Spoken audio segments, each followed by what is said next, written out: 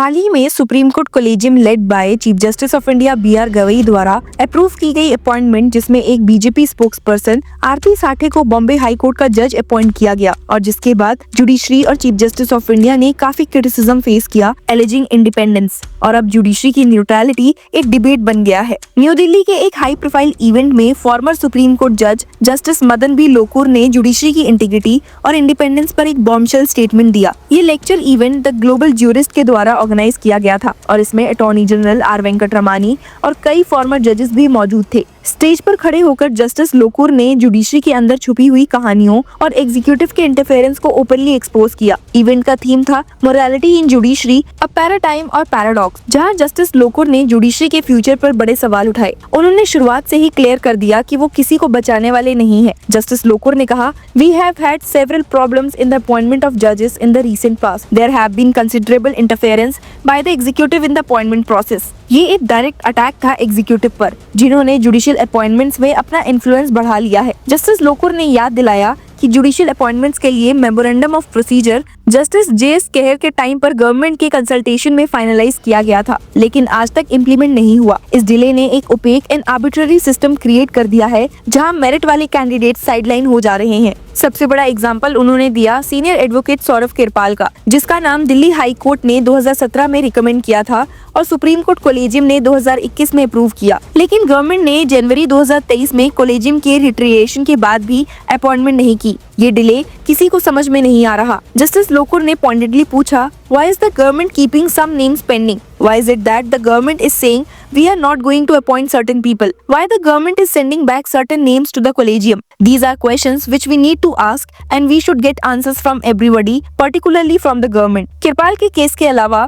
Advocate Shweta Shri Majumdar का नाम भी आया। उन्होंने जजशिप के लिए कंसेंट दिया था, सारी फॉर्मेलिटीज कंप्लीट हो चुकी थी, लेकिन अपॉइंटमेंट नहीं हुई। फ्रस्ट्रेशन के चलते उन्होंने अपना कंसेंट विड्रॉ कर लिया। जस्टिस लोकुर ने कहा, as far as she is concerned, everybody says she is an outstanding advocate fit to be a judge, but even after all formalities being over, she was not appointed as judge, resulting in her withdrawing her consent. सिर्फ यही नहीं, उन्होंने farmer Gujarat high court के chief justice अखिल कुरैशी का भी example दिया, जिनका elevation supreme court तक होना चाहिए था, लेकिन कुछ पॉलिटिकल रीजंस की वजह से उन्हें बाईपास किया गया। जस्टिस लोकुर ने ओपनली कहा, we have had Akhil Qureshi who should have made it to the supreme court but was bypassed for reasons not having to do with his merit but for some cases he decided in the Gujarat high court. इस तरह से senior advocate Aditya सोंधी और advocate Rajesh दत्तर ने भी centre delays की वजह से अपना कंसेंट विड्रॉ किया था। दत्तार के केस में तो आयरनी ये थी कि उनके जूनियर्स अपॉइंट हो गए, लेकिन उनका नाम पेंडिंग ही रहा। जस्टिस लोकुर ने स्ट्रांगली वार्न किया,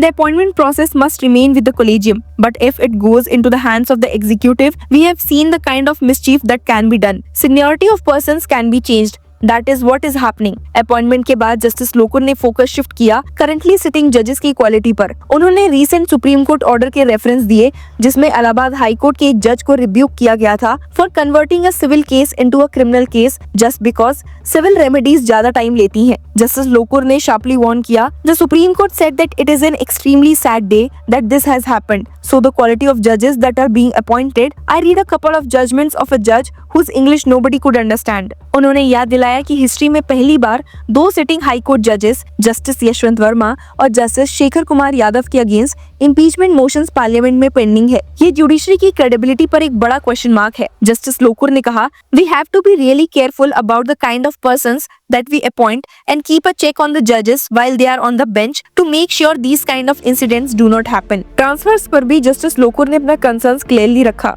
उन्होंने याद दिलाया कि दिल्ली हाई कोर्ट के जस्टिस एस मुरलीधर के ट्रांसफर ड्यूरिंग दिल्ली राइट्स के वक्त, जहां उन्होंने एक ऐसा ऑर्डर पास किया था जो गवर्नमेंट को पसंद नहीं आया। जस्टिस लोकुर का कहना है, on the other hand transfers happen left and right without any provocation और reason. In Delhi high court justice Muralidhar was transferred, everybody knows, during the rights for passing an order which the government did not like. Recent में 21 high court जजेस transfer हुए, लेकिन कोई reason disclose नहीं किया गया, सिर्फ एक वेग फ्रेज दिया गया for better administration of justice. Justice Lokur ने क्वेश्चन किया है that we do not know why they have been transferred. We don't know whether they are punitive transfers. If there is something wrong with the judges, isn't it better that they leave the justice system rather than going to some other high courts. Discussions का सबसे explosive part तब आया जब उन्होंने post retirement appointments और politics में जजेस की एंट्री पर सवाल उठाए। उन्होंने क्लियरली कहा, We have had a situation where a former Chief Justice of India apparently being awarded with a Rajya Sabha seat, another judge who have been rewarded with governorship of one state, a third judge was rewarded with the governorship of another state. We have had retired judges joining politics. A sitting judge resigned to join politics and actually got elected. Can we not somehow control these desires of post-retirement appointments? इस context में उन्होंने former union minister Arun Jaitley का famous quote याद दिलाया, Pre-retirement judgments are influenced by post-retirement offers.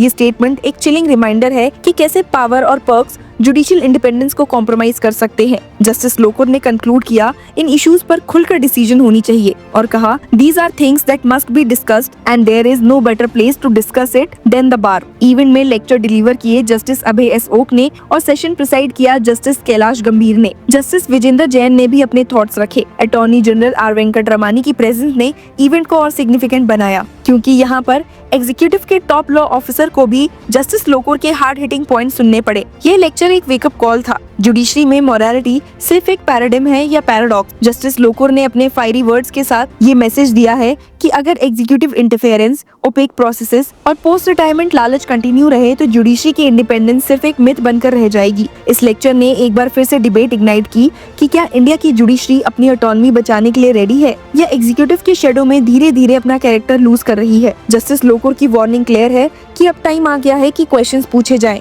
Transparency मांगी जाए और judiciary को अपने असली मॉरल पेडिस्टल पर रिस्टोर किया जाए। आपका इस लेक्चर और उनके थॉट्स पर क्या कहना है, हमें कमेंट्स में जरूर बताइए। And keep following law Chakra to get all the latest updates and news.